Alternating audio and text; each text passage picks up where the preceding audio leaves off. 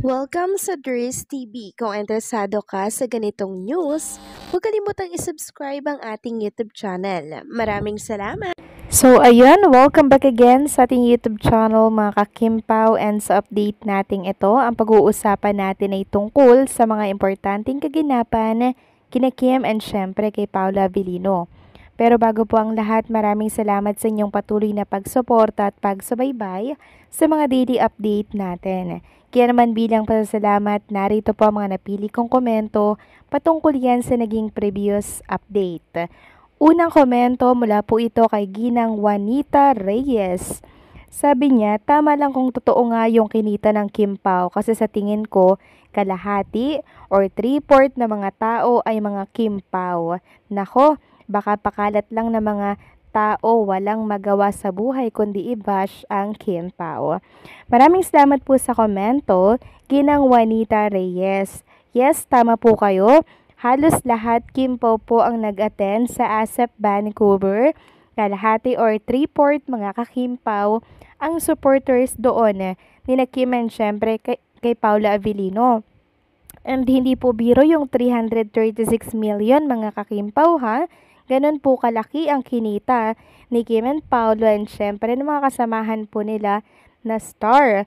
And talagang nung si Kim at Paula na nga po yung lumabas doon mula po sa backstage, grabe yung tilian po ng mga fans na nadoon po sa venue na kung saan ay kayang umako pa ng 16,000 katao. Grabe yung sigawan nila, yung kasiyahan nila doon, yung palakpakan nila. Sobrang kilig na kilig kay Kim and Paula Avellino. Tinalo pa nga po ng Kim Pao sa kilig ang mga Gen Z na mga umuusbong na love team ngayon. Dahil si Kim and Paula Avellino talagang tinitilian mula noon hanggang ngayon. Kaya again, congratulations po kay Kim and Paula Avellino kasi dahil sa kanila talagang humakot at paldong-paldo ang kita ng ASEP Vancouver and syempre ang producer po ng naturang show dito po sa Vancouver. Kaya hindi po malabong magkaroon ng part 2, part 3 ang naturang event. So maraming salamat sa komento, Ginang Juanita Reyes. God bless po sa inyo at mag-iingat kayo palagi. At ang pangalawang komento naman po mula po kay Nedelita Cañete. Sabi niya po dito, continuation into Miss Dries, second to the last nila, pinalabas ang Kim Pao bags. Si Vice na ang finale. Nako Miss Dries, lumuha talaga ako na makita ko sa personal mga idol ko.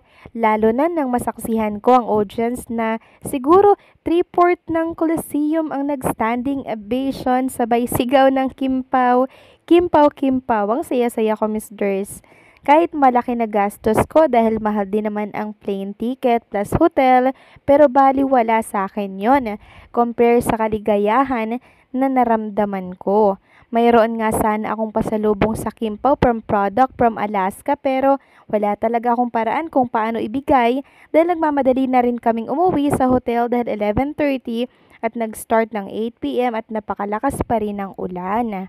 Grabe po yung 3/4 ng Coliseum ang nagstanding ovation sabay ng sigawan ng Kim Pao, Kim Pao. Isang patunay na sobrang dami talagang supporters ni Kim and Paula Avellino. Halos lahat sila ay Kim Pao fans po. Sayang naman po yung pasalubong nyo po from Alaska, Ginang Nedelita Cañete. Sana naibigay nyo po kahit sa mga co-host po ni Trinita Princess at ipapaabot na lamang po kay Kim Chiu. Sayang, pero hopefully po sa mga susunod po na pagkakataon, sana magkita po kayo at magkaroon kayo ng picture ni Kim and Paula Avellino together. Maraming salamat po sa pagbahagi po ng inyong komento at impormasyon. Ginang Nedelita Cañete, mabuhay po kayo at mag-iingat po kayo dyan sa Alaska. So maraming salamat sa mga komento ninyo. God bless at mag-iingat po kayo palagi. So eto na nga, pag-usapan na natin mga ka-Kim Pao ang mga topic po na nakalap natin sa hapong ito. Tunahin na nga nating pag-usapan ang tungkol dito sa trending na naman ngayon sa X. So wala pong trending party, no problem dahil trending pa rin po ang hashtag Kim Pao natin. So ito po yung mga trending Prime Video, 115k na post. And syempre yung The Alibay, hashtag The Alibay, na merong 4,664 na post. Kim Chu and Paula Avellino, lead trailer, The Alibay on Prime Video. Sobrang trending at pinag-uusapan ngayon sa mundo ng social media. Samantalang welcome back naman kay Chinita Princess dito po sa It's Showtime. Present na present po siya kanina dito sa It's Showtime and talagang na-miss niya po ang mga co-host niya dito and syempre ang magpasaya po sa naturang programa.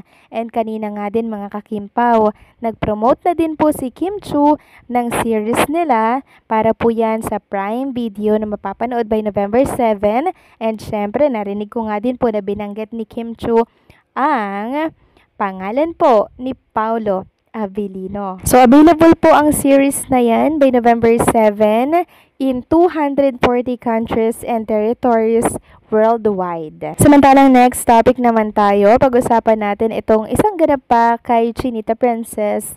Dito po yan sa It's Showtime. At dahil nga po, kakabalik niya lang po sa It's Showtime dahil mahaba-haba nga po yung naging laking taping nila dito po sa Cebu para po sa series ng The Alibay.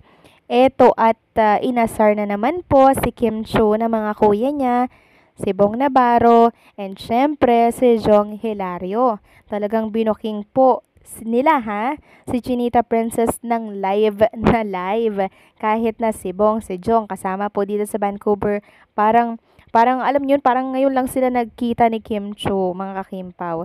Sabi kasi ni Kimi, oh grabe, sayawan nyo sa Vancouver Ganun po sa mga kuya niya. Tapos sabi naman ni Bong, ay, nandun ka ba? Di ka namin nakikita dun eh. Tapos sumagot naman po si Jong, nakita ko nag-jogging kayo eh. Tapos sumagot naman din po si Bong, kasi lagi kayong magkasama eh. So bunot na naman po si Chinita Princess, mga kakimpaw. So eto na naman po yung na-miss natin sa kanila, no? Yung ganitong asara nila sa live po ng It's Showtime. Isang patunay lamang itong pangbubuking po nila Jong at Bong na magkasama talaga lagi sina Kim and Paula Avellino kahit saan po sila magpunta. Na para bang may sarili silang mundo, mga kakimpaw. Diba ganyan po si Kim and Paolo Avellino. Sinusulit nila ang oras nila na magkasama sila sa mga lugar katulad ng Vancouver, sa mga lugar na hindi po nila madalas napupuntahan. Talagang gagawa sila ng memory doon. So, salamat kay Bong, kay Jong, dahil sa mga pambubuking nila. Marami na naman pong Kim Pao fans ang talaga namang sobrang kinikilig and masaya na naman sa pangbubunot ng mga kuyas nitong si Kim. No? Talagang alam na natin kung ano pong meron sa kanila dahil baging ang mga katrabaho po ni Chinita Princess nagsasalita na din. So, anong sa inyo dito mga ka-Kim Pao? Please comment down below.